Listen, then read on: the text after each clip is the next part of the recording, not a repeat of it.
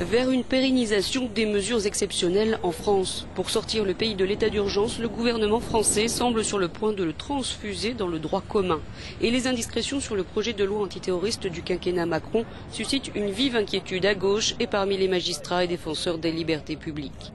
Le Premier ministre Édouard Philippe a transmis le texte pour avis au Conseil d'État et doit le présenter le 21 juin au Conseil des ministres. Ce texte est censé prendre le relais de l'état d'urgence en vigueur depuis les attentats de novembre 2015 et prolongé à 5 reprises, bientôt 6. Des consignes de vigilance renforcées. Selon le journal Le Monde qui s'est procuré une copie, on retrouve quasiment toutes les mesures de l'état d'urgence dans cet avant-projet de loi renforçant la lutte contre le terrorisme et la sécurité intérieure.